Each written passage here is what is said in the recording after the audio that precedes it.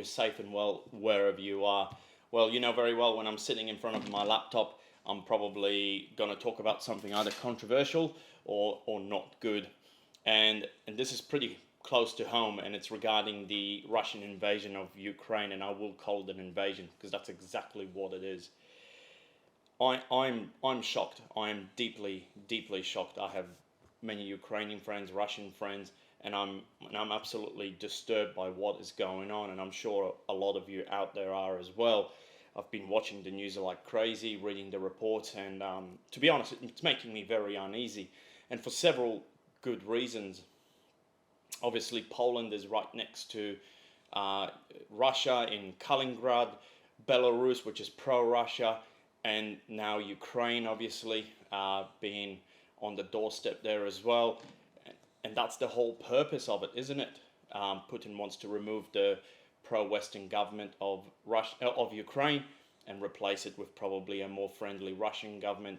And you might say, okay, well, if that's the case, that's the case. But no, the repercussions from this are much bigger, because obviously, look what's happening in Belarus, and that's just the start of it. There was a really good quote from the Polish president back in 2008. Today, Georgia. Tomorrow, Ukraine. The day after tomorrow, the Baltic states. And then, perhaps, the time will come for my country, Poland. And that was by President of Poland, Lech Kaczynski, in 2008. So, you know, this is a very big possibility of it happening. As I said, I'm in absolute shock about this. The images that are coming out of Ukraine are absolutely horrible. What I'm more shocked about is the lack of, response from NATO, the US, Ukraine's so-called allies. I mean, if your neighbor is in trouble, you go and help. It's as simple as that. Yes, the threat of nuclear war is there, but why would you let an aggressor get away with such horrible crimes? And they are crimes. They are potentially war crimes that are happening over there. The vision of buildings being bombed, civilian buildings being bombed for no reason, whether it's intelligence, wrong intelligence, or anything like that, it's still wrong to target civilians in any way. I mean, Russia has been fueled by billions of dollars from Europe, from their gas pipelines.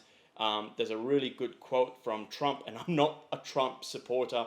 I have never been a Trump supporter, but man, he can say some stuff that really does, ring some truth to it. And here's a video. Well, I have to say, I think it's very sad when Germany makes a massive oil and gas deal with Russia, where you're supposed to be guarding against Russia, and Germany goes out and pays billions and billions of dollars a year to Russia. So we're protecting Germany, we're protecting France, we're protecting all of these countries, and then numerous of the countries go out and make a pipeline deal with Russia, where they're paying billions of dollars into the coffers of Russia. So we're supposed to protect you against Russia, but they're paying billions of dollars to Russia, and I think that's very inappropriate. And the former chancellor of Germany is the head of the pipeline company that's supplying the gas. So, I mean, this is horrible. Like, he's absolutely right. The gas pipelines that are being built, billions of dollars being sent to Russia to fund their regime, and then obviously when they attack, where they're getting their money from. Well, there you go. Where they're getting the resources from. Well, there you go. It's all there.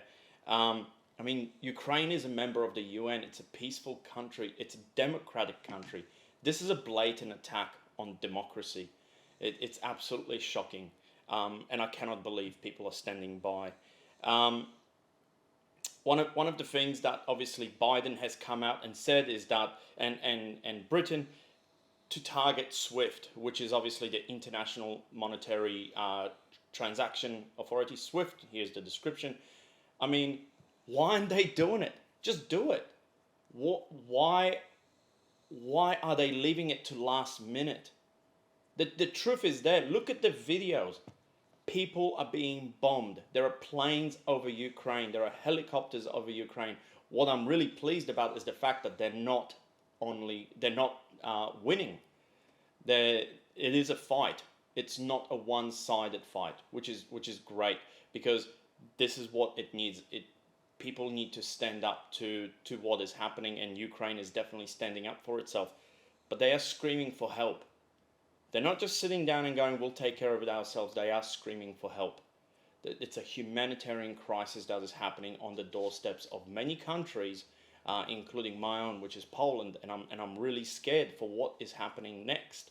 I've had messages, texts asking for my opinion, and saying, stay where you are, don't come to Poland, because Poland is next.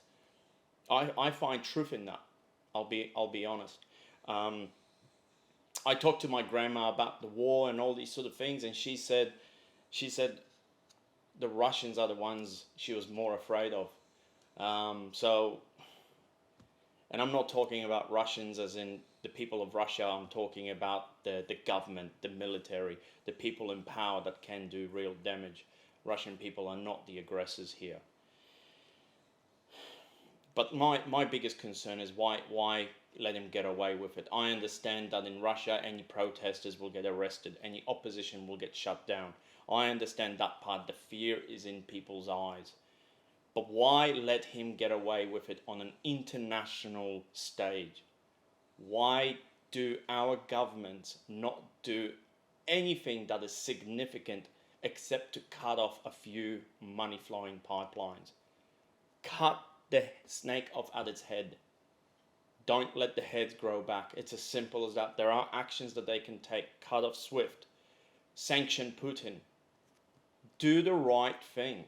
I know my video isn't going to make the world stage at the UN, but I really needed to say these things, because I am literally tearing up about what is happening. My neighbor is Ukrainian, and I feel absolutely sorry for her, and I don't even know what to say to her. What do I say in this situation? At the moment, it just looks like UN is a joke. NATO is a joke.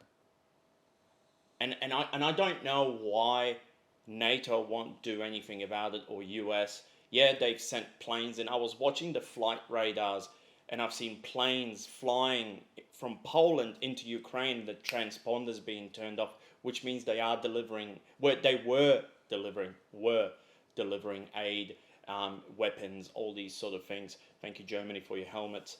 But at the end of the day, they need more than just some blacklist planes that have flown into Ukraine. What I guess the good thing about this, though, is we are in 2022 and we are connected, which means people are recording. They are recording these war crimes, which means it's going to be embedded in our history. Therefore, those people accountable can be held accountable, I guess, later on the international courts or international stage. They will and they can be held accountable. And I really hope it does happen. Putin should not be allowed to get away with this. So keep recording, make these people accountable, share the videos of what is actually happening, but don't believe in the propaganda. I probably would like the Russian community in Brisbane to say a little bit more. I know they are shocked and they're saying, well, these sanctions are going to punish more the average citizens than anyone else. Yeah, I get that, but I mean, the people need, yes, the people are the ones that are going to suffer, but it is because of what Putin's doing. They have to be targeted, unfortunately, with these sanctions. Look what Russia's doing right now to Ukraine. Yeah, the people in Russia might be suffering financially. People in Ukraine are suffering with death, injuries. Soldiers are dying for no reason. Ukraine was not the aggressor to Russia. It was not. Ukraine has never launched a missile. They haven't shot down any civilian airplanes with Russian weapons. I feel sorry for Ukraine. It's been abandoned. It's not right at all.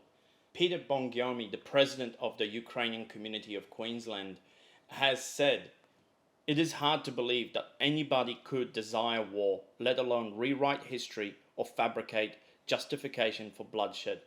We support the sovereignty and the people of Ukraine. So do we, Polish people as well. I support Ukraine. Ukraine has a long, rich history. A lot of Polish songs sing about Ukraine.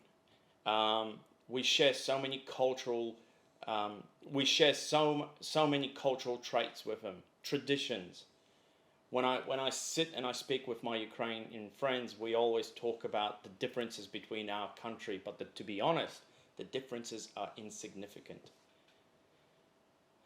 So look, keep tweeting, keep spreading the word, keep sharing posts. Maybe this will stop sooner than later.